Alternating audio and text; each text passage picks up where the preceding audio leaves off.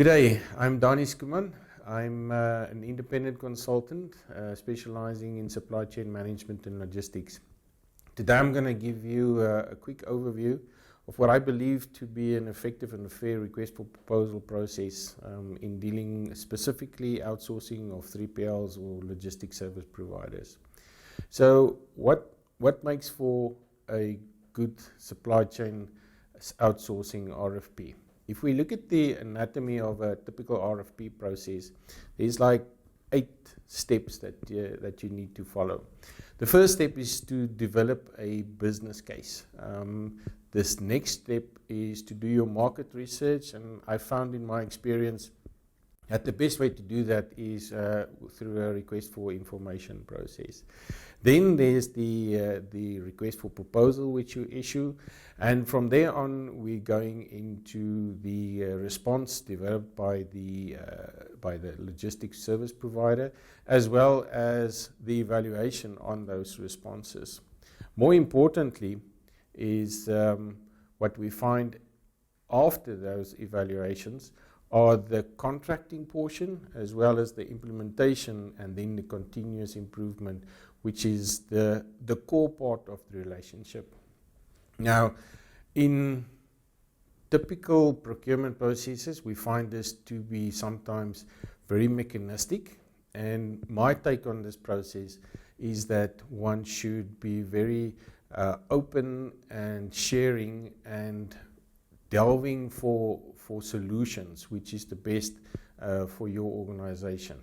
And putting logistics service providers in little boxes and trying to just run a focused RFP process on that sometimes gives you a suboptimal result, and that's why I believe this way that I follow this process is very good to give you the best results. So you want to outsource. The first question, and in this process of mine, the business case development and the market research or request for information are the two most important processes that you need to follow. It's like design. The more time and effort you put into these first two, the easier the rest of the process follows, and especially when you get to contracting and implementation, that portion is already settled during these first two stages. So in terms of business case development, my golden nuggets on this is have a clear and concise overview. Create that overview to fully understand the issues that's driving the decision to logistics outsourcing.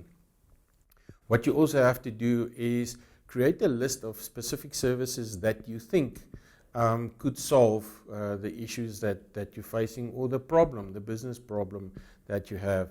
And for yourself, create that detailed breakdown that you want as business requirements to solve. Don't write superfluous, big language. Write it what it is. We can't get product out of a DC. We can't move product into our manufacturing facility. Our inventory numbers are going haywire.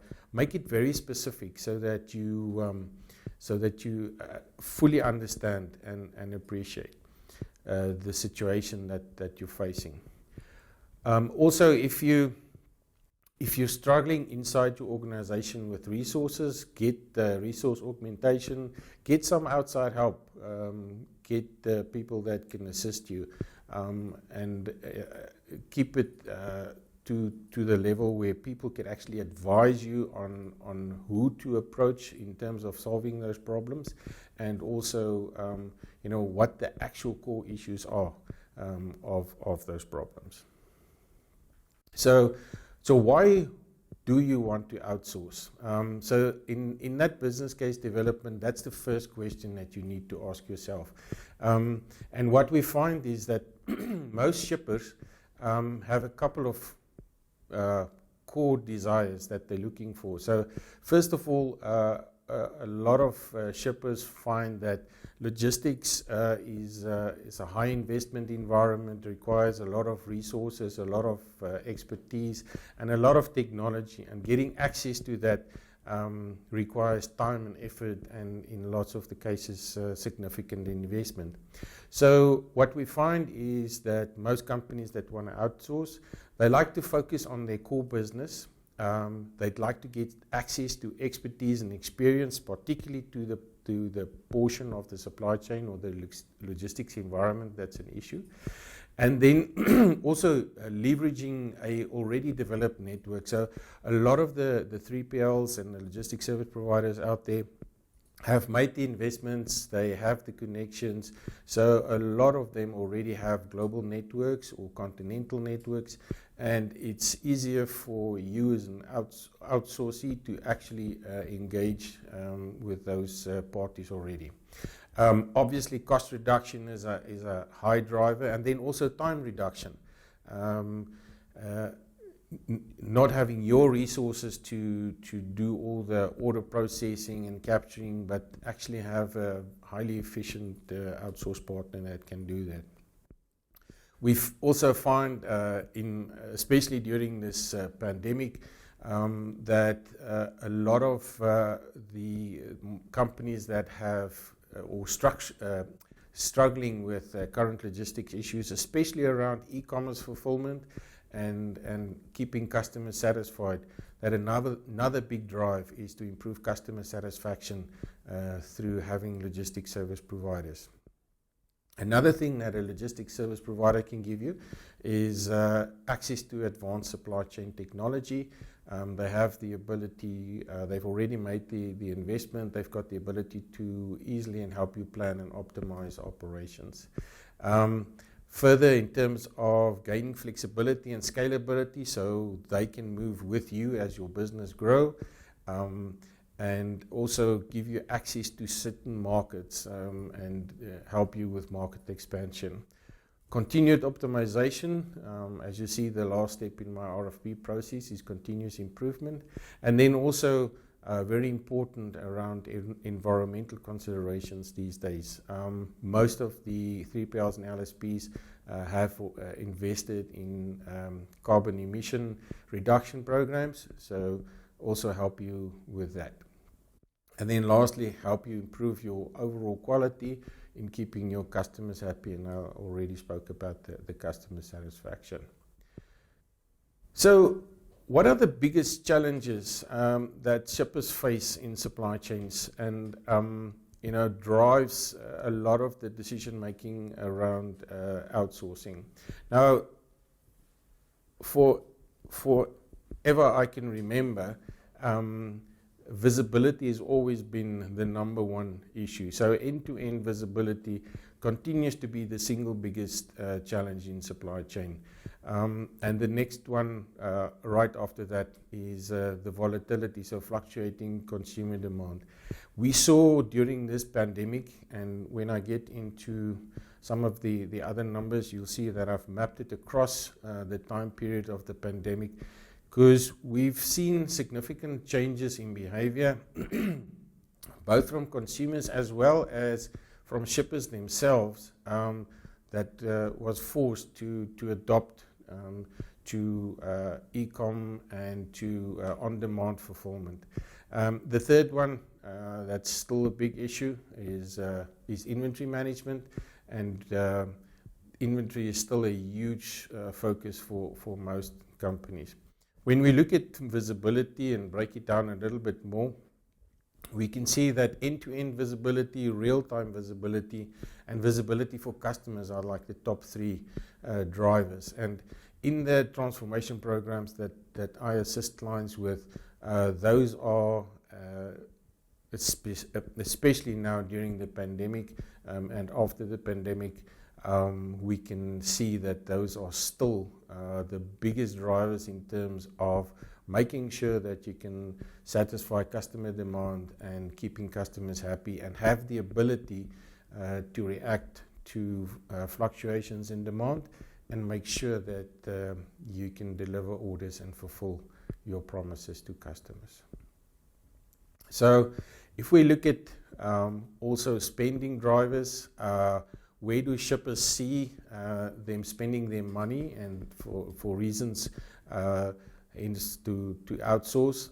We can see that cutting back on supply chain cost is still a huge priority. So investing in technologies and partnerships that can actually help you move your EBITDA number up and hence create more value.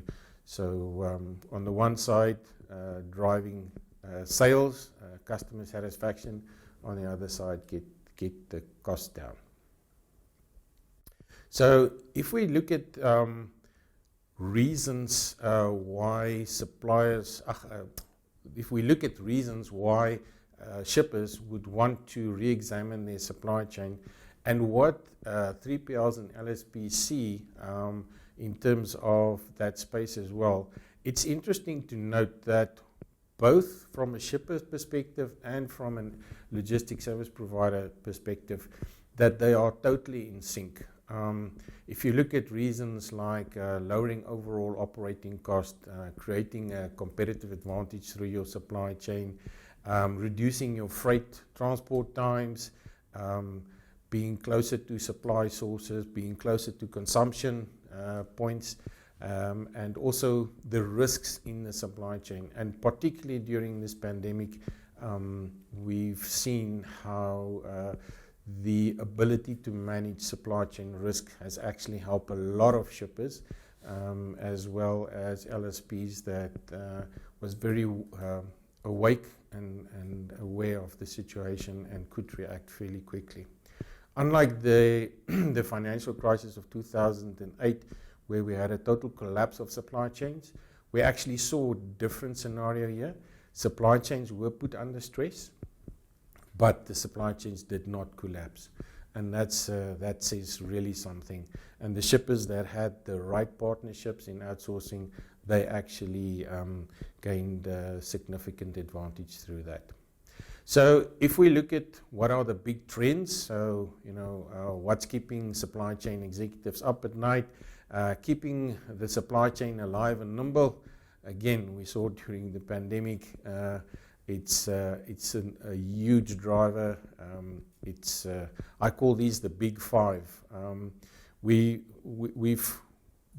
with this pandemic, we've also now seen that not only is the last mile critical, but the last yard of the last mile is even more and more critical for us from a point of view keeping our customers happy. And again, coming back to supply chain transformation projects, re-engineering projects, we can see that this last mile, the actual touch, but even especially in the pandemic, the touchless end touch point became very, very critical for the supply chain executive. Omnichannel, the ability now to manage omnichannel, not just the concept of multi-channel, but having a full array of fulfillment touch points that customers can choose. Again, this pandemic showed us that this is a critical environment. Dealing with disruption, I don't think I have to explain that in more detail, because most of us experience that and have a full appreciation now for disruption. And then the last point, and it'll go to the implementation portion of this RFP overview process that I'm providing, is the data sharing between logistics service providers and shippers. And we could see that the shippers that have shared the data and that are fully integrated with their logistics service providers have gained the advantage, and especially in dealing with omni-channel environments and the last yard of the last mile. So when you develop this business case and you've come up with what are those services that I think will solve my problem, we start looking at, so what do you want to buy as part of this outsourcing process? Now, if we look at expenditures, and I've mapped it over the last 4 years, so to gain a view of pre-COVID, during COVID, and now with sort of the last portion of this pandemic.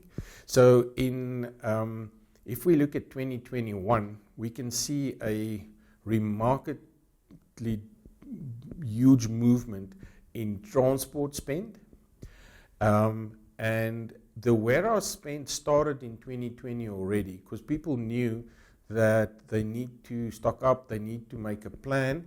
And we know that e-commerce environment and omni-channel environments tend to take more warehouse space than your normal consumer warehouse environment.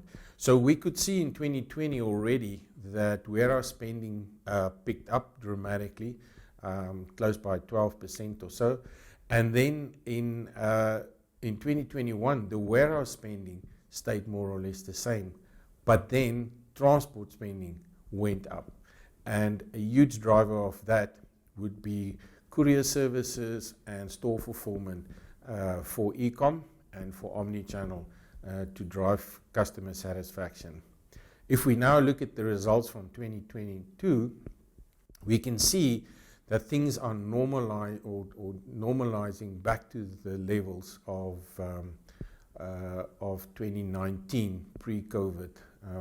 So things are normalizing from an expenditure point of view, but the supply chain has reached a new normal. It'll never be the same again, and we can see that in consumer behavior. So if we look at the typical services that customers or shippers outsource to logistics providers, we can see, and these numbers haven't changed for the last 4 or 5 years. And over the time of the pandemic, the top 5 has remained. So domestic transportation, warehousing, customs brokerage, international transportation, and freight forwarding have always been the top and have stayed there consistently over time. And what we see is it is because these are the operational portions of the supply chain, and these are the ones that shippers find to be very difficult to deal with and it requires a lot of resources and planning in execution. So in terms of outsourcing, we've seen that the less strategic ones tend to be lower down the list, and these big operational ones are at the top. If we look at the IT capabilities that shippers want from LSPs, logistics service providers or 3PLs, we can see a different move now in terms of what sparks the interest of shippers. For the first time, we've seen control tower visibility tracking and asset management, cloud-based solutions, and advanced analytics and data mining tools jumping with double-digit percentages in terms of the numbers that shippers want from LSPs. In the past, transportation, scheduling and planning has always been there, as well as the sourcing, so your TMS environment, your WMS environment, always been part and parcel of the IT requirements. But very interesting is this new move towards visibility and analytics, and it seems that this pandemic has triggered a digital transformation in supply chain for shippers, and they actually now taking big notice of these technologies and expecting 3PLs and LSPs to have them. Unfortunately, if we look at the satisfaction in general from IT, and we've reported on the IT gap for the last 20 years. So if we look at the latest results, again, we see now that this IT gap is not moving. The expectation from shippers in terms of IT requirements and from what LSPs can provide, that difference is now stuck in neutral. It's not moving, and we think there is now an acceptance maybe in the market of this is what LSPs provide and nothing beyond that. So the next step is to do your homework. We need to go out on a request for information, and I find that a more open, let's call it unstructured process of request for information is very helpful in understanding what is out there in the market and which vendors can help you solve those problems. So in terms of my little golden nuggets, do your market research, find a viable shortlist, and don't make the shortlist too short. Invite any LSPs or 3PLs that you think could contribute to giving you a portion of the solution even. So run this RFI process and ask the LSPs what would they do to solve the problems. The best for you is to combine the best ideas from the different LSPs in the RFI process, combine that into the RFP process, and don't rush it. 12 to 18 month sales cycles for 3PLs is a normal occurrence. They don't feel rushed. So take your time, make sure that you cover the bases and that you have enough information to do your numbers and make your business case work. Again, it's good to get outside help here, somebody that can link you up with the right people and also give you advice on the right combinations.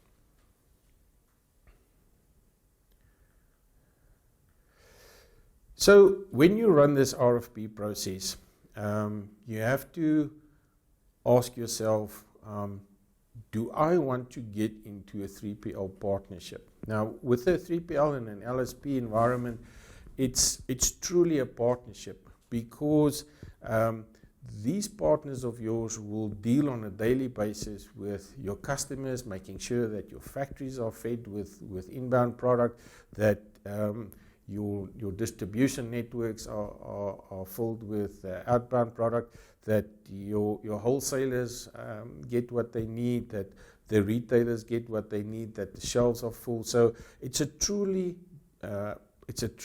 partnership approach that you need to follow here. And what we see is that shippers in the past have continuously seen that 3PLs provide value, that 3PLs actually come up with innovative solutions, and that 3PLs actually assists in driving down supply chain costs. Obviously, the LSP's views are significantly higher than shippers' views, but the fact that shippers consistently over the last 3 years, and we especially now looking through this pandemic, has confirmed that move, tells us that meaningful partnerships are the way to go with LSPs. And what we see is that a significant amount of contracts are going into longer periods. So about 23% of contracts are actually over 5 years or longer. And we see that the buying decisions in organizations are not done by tactical or operational buyers, but are actually done by strategic buyers, because this is such an important aspect of your business, because your supply chain drives your business.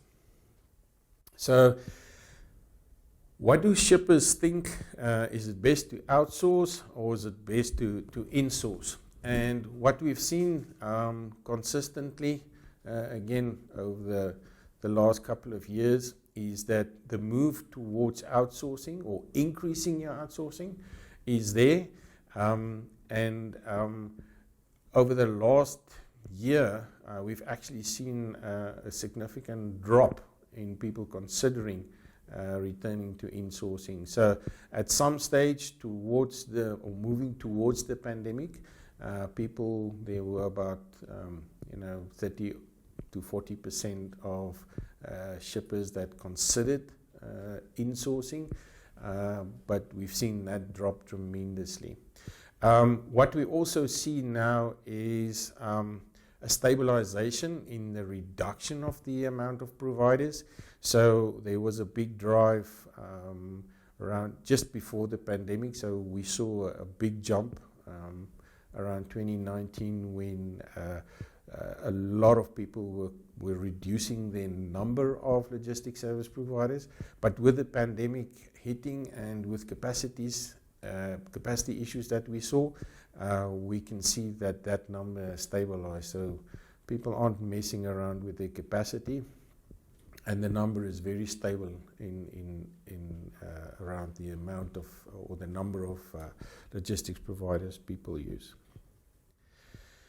So not all LSPs are perfect, and they do come up short every now and then. And what are the most often reasons that they do come up short? The biggest complaint is that they don't necessarily drive innovation, and we've seen a lot of the behavior around lean supply chains that actually came and bit us during this pandemic. So this question around innovation and bringing new ideas is driven by lots of the time the need of the shipper to actually reduce cost. Also in terms of relationship development and reliability, we've seen some issues. But yeah, it's like any relationship, it's a partnership, and LSPs, the way that you invite them to work with you is the way that they will behave. And hence my view that you should start off your process not too structured, not too regimental. So if people don't use outsourced services, why don't they use them?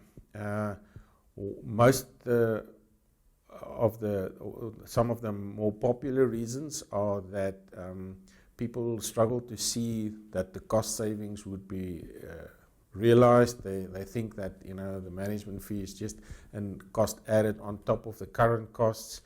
They believe that the service level commitments won't be reached, and in most of the cases where you have this view is the fact that the shipper just cannot develop a business case that makes sense, so the numbers just don't stack up for them.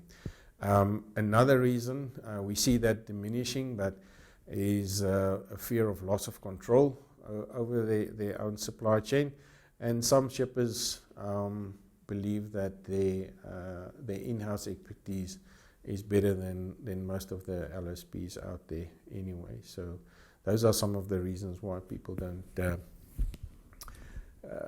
outsource. The next step in our RFP process is where you now have to prepare the RFP and issue the request. My golden nuggets around this environment is that you should draft a very detailed definition of your requirement. So this is the bulk of your RFP. This is where you describe the issues, the situation, and don't focus on the input specification. Focus on the outputs, the results, because that's what you want. You're not concerned about how your LSP gets there. It's that they get there, and that's why you need to focus on that. Use a viable shortlist. Make sure that so from your RFI you would now have a very, very good shortlist, and keep it simple. Don't over jargon your industry. Don't overuse jargon from your industry. Make sure that everybody has a common set of terms and understand and appreciate what is the situation in this environment.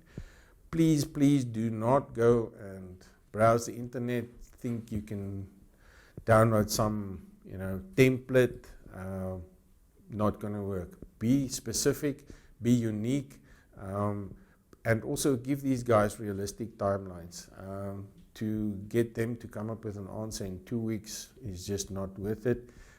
So what you need to do is give them enough time and enough interaction to define the solution. And make sure that you give them all the data and all the necessary information to make informed decisions based on their analysis and solution design.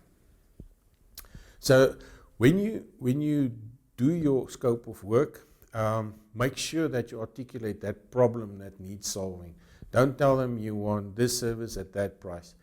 Make sure that you describe your situation. Make sure that the solution is clearly set out for them. Make sure that you have people on the RFP evaluation committee, as well as the people developing the scope of work, that can give real world operational insight.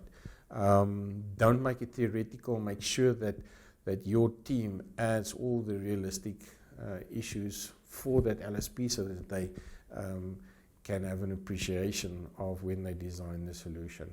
Make sure your data is complete. Always have the numbers ready for these guys to make sure that they can run their analysis and come up with a proper solution.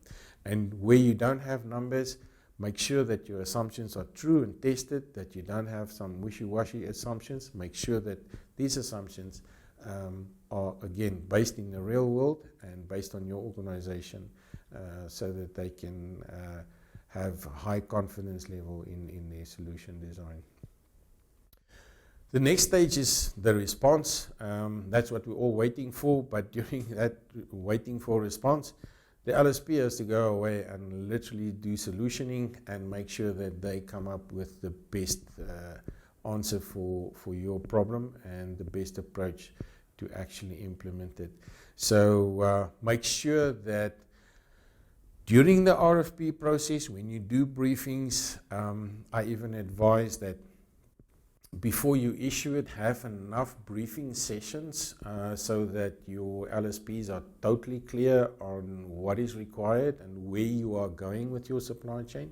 So sharing your strategy and sharing where you wish to be and what your outcome needs to be will help them tremendously in coming up with their response. So during their solution designing phase, they're going to come back with lots of questions.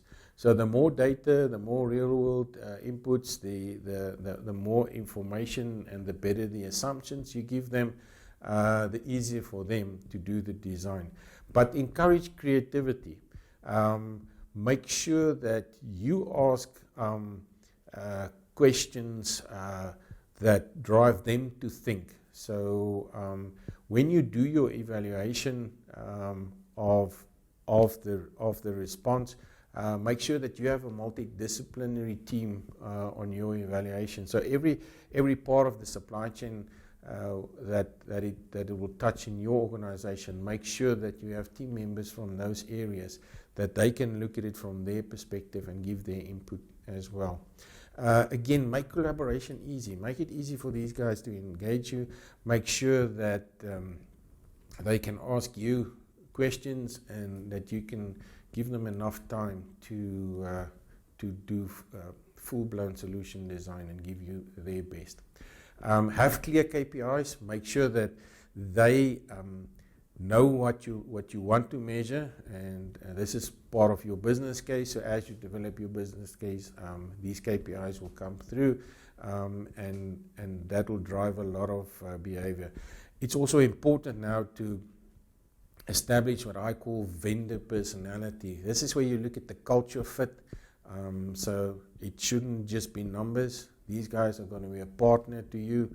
It's really like a marriage. So you're going to work hand in hand with these 3PLs and LSPs. So make sure that there's a culture fit and keep communicating during the whole process.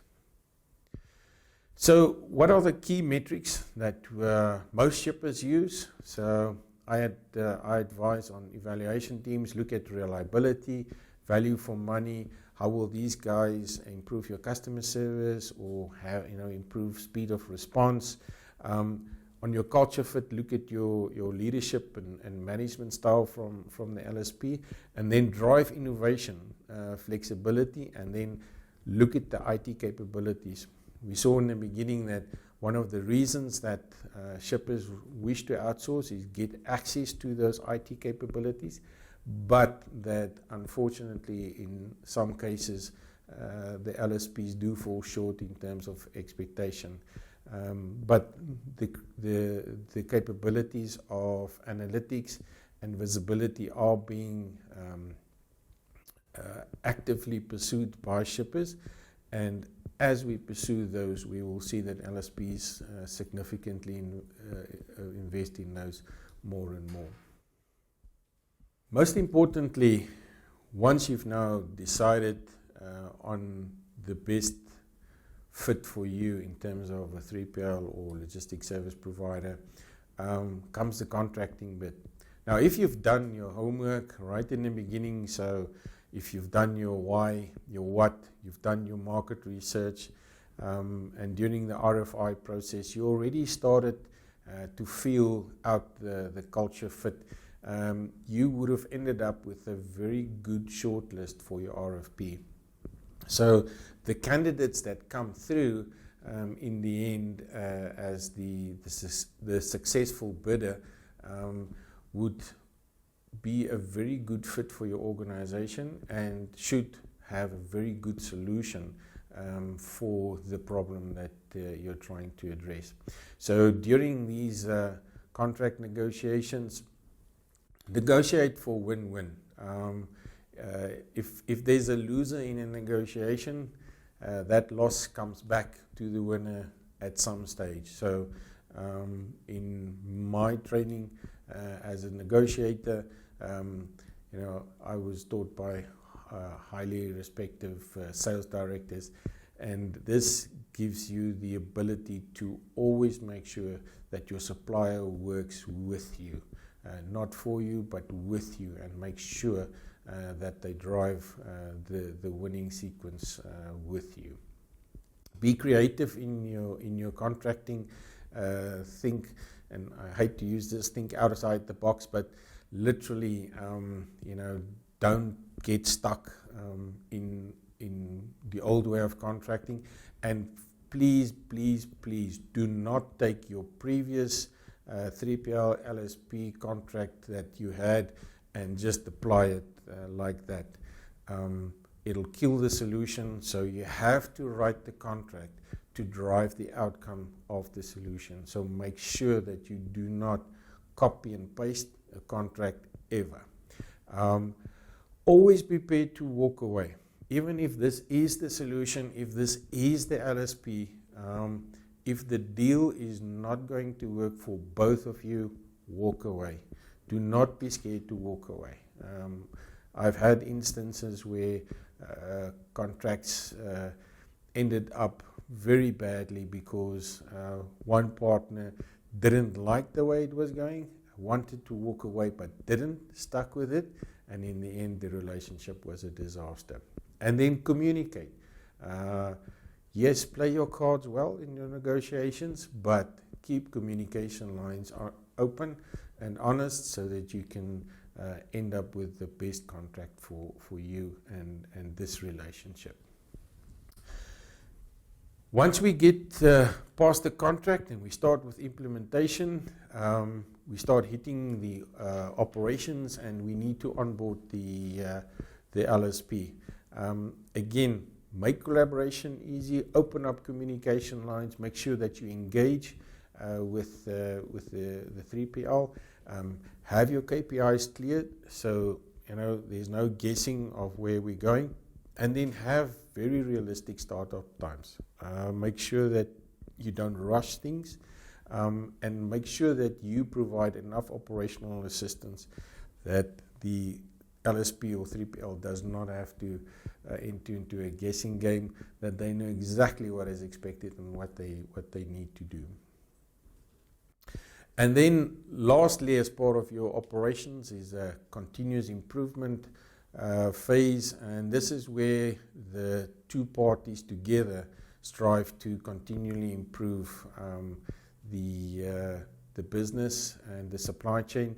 Make sure that you measure this, the movement, so from where you were to where you're going, track progress, celebrate your successes along the way. Make sure that you have clear stretch targets, so that we always strive to be the best, and but yeah, make sure that in this process that you have that true partnership approach, and that you work together for the single good of the organization. So during this process, it's critical to share information, and so from your operational, your procurement teams, sharing with the LSP and their team, and the winner at the end is your organization. You as the shipper will be the ultimate winner, because through developing this partnership, finding the right partner that drives your business success forward, you will be the ultimate winner. So in terms of prerequisites for success in any of these relationships, you need to start with your processes and your workflows. Make sure that between you and the LSP that the processes are fully documented and fully implemented. Don't just take your old processes and ask the LSP to perform those. They would have, with their experience, have gone through a whole process of newer best practice, if you would. What is the latest out there, the latest technologies, and they would drive that. When there's a difference, make sure that you have resolution protocols in place so that you can deal with any issues and drive resolutions. Make sure that everything is visible in terms of actions, processes, technology changes, any of the things that your LSP gets involved in terms of your supply chain transformation or re-engineering project. Make sure that your processes are under control, so drive down your time in the process as well as the variability, and then also make sure that you have continuity plans. So if something goes wrong either with you or the LSP, that you actually can have business continuity. And again, going back to the pandemic, we could see that the right LSPs during this time made a big difference for customers. Your business rules, so make sure that your business rules are fully quantified, and that the business rules and the logic are clear to both parties in implementing the solutions. And then again, communicate. Make sure that you share, make sure that you deal with issues openly, and make sure that the LSP has got all the right information and data at their disposal. So if you want to run a successful RFP, make sure that you enter into this outsourcing relationship in a partnership approach, create trust, cooperate with the prospective LSPs, and even more importantly, when you've appointed one, help, collaborate, support them, listen to their advice, assist in operational issues, and through that you will have a sustainable solution that would roll out and drive your ultimate business success. Thank you for taking the time to listen to me today. Danie Schoeman and Company provides clients with advisory, project management, management of capital projects, strategic management and operation services in order to develop and implement highly effective supply chain strategies and solutions that drive supply chain transformation, re-engineering value chain for specific turnaround and significant business growth. What we focus on is supply chain transformation projects and the resulting outcomes of those. During these projects, we take a very specific approach in terms of personal commitment and participation in the project, making sure that we utilize the client's operational team and through which that provides a foundation for success of consensus building as well as functional buy-in of all parties involved where the supply chain touches.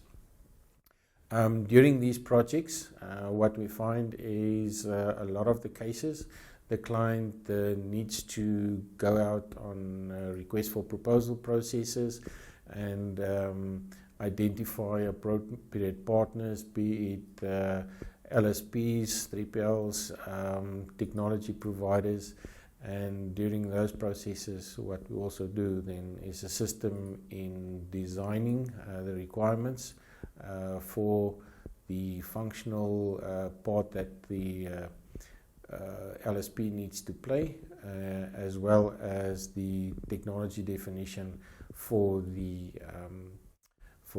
supply chain technology capability. During these transformations, we also do evaluation of functional portions of the supply chain and assist in the redesign and take the whole client functional team through the design of these operations. These would then follow all the way from strategy all the way down to operations and operations by outsourced parties. As I alluded to in terms of IT capabilities, we also assist in the selection and implementation of supply chain technologies, especially those around multi-echelon inventory optimization and management, warehouse management systems and transport management systems. In some of the latter transformation projects, we've also started assisting in terms of order management and distributed order management. We assist clients, especially through these transformation projects, in multiple RFP processes, and during those processes I do follow a lot of the advice that I've actually given you during this talk. In terms of experience, Danie Schoeman and Company operates mainly in Africa, some experience in the Middle East and Western Europe.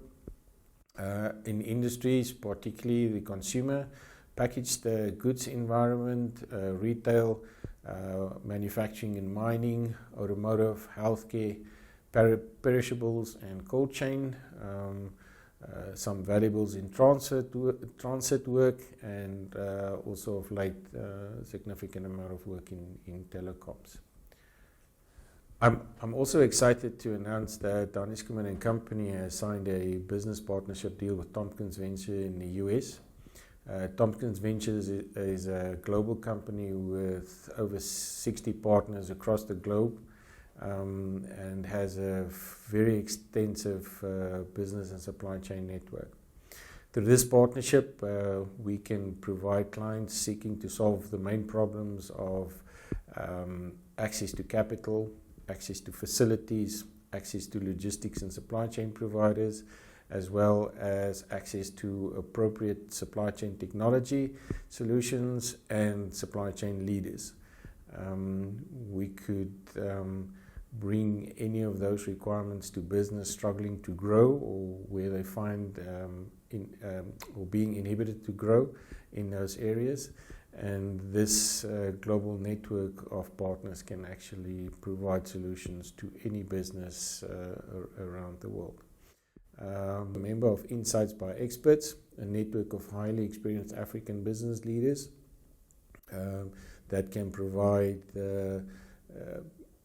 insights and perspectives for companies and investors who want to scale up in Africa. Thank you.